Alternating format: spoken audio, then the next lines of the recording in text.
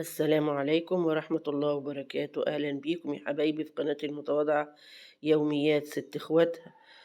احنا لازلنا بنتابع الإزالات اللي هي على حرم السكة الحديد.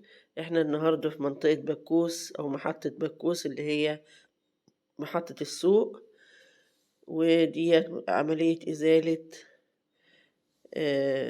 مسجد كان على حرم السكة الحديد، مبني من سنين طبعا.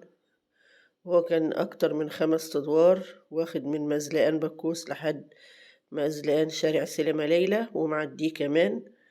زي ما انتوا شايفين الشارع ضيق. هو طبعا كان مسجد، مش مسجد للصلاة بس، لكن هو كان خدمي فيه كل ما يحتاجه أهل المنطقة كلهم.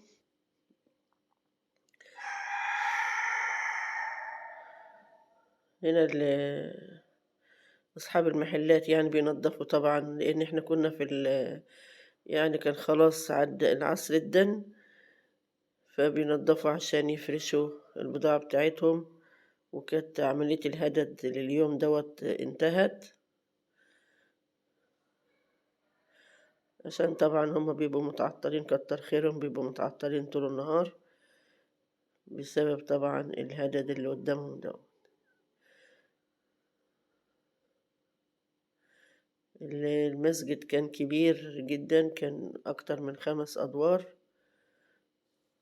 واخد مساحة كبيرة بطول السكة الحديد من مزلقان لمزلقان، ومعدي كمان المزلقان اللي بعده اللي هو سينما ليلى، واخد جزء كده بعد منه.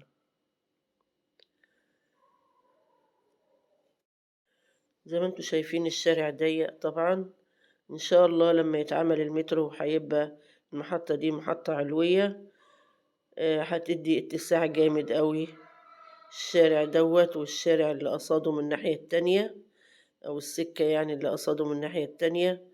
هي مش مفتوحة، لكن طبعا اي مخالفات هتتشال، فهيدي اتساع كبير قوي. وبكوس من المحطات اللي هي هتحس أو هتستفاد من مترو أبو قير، أو هنسموه بقى مترو اسكندرية، لأن هي من المحطات الزحمة جدا وشوارعها ضيقة. وهتحس طبعا بالفرق الكبير، إن شارع زي دوت يبقى كبير كده، هيستفادوا منه خالص يعني. زي ما انتوا شايفين الشارع ضيق اهو، والناحية التانية ما فيش طريق اصلا لانه مسدود.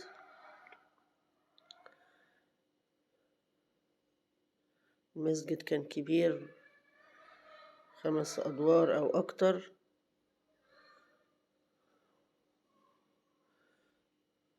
اهو هنا وصلنا كده لشارع سينما ليلى.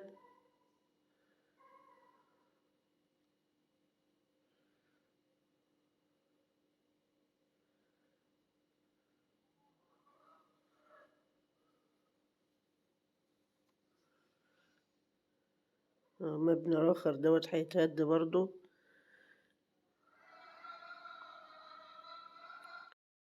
وعندنا امل كبير ان شاء الله بعد مترو اسكندرية ما يتعمل، ان احنا ما نشوفش المناظر اللي احنا بنشوفها دي، اللي انتوا شايفينها سيئة خالص. طبعا هنا في منطقة بكوس بالذات محتاجين مجهود جامد عشان يهدوا كل المباني ديت. شوفوا المبنى واخد لحد فين، ومكمل للناحية التانية برضو اهو. مجهود جامد، ربنا يعينهم ان شاء الله، والسلام عليكم.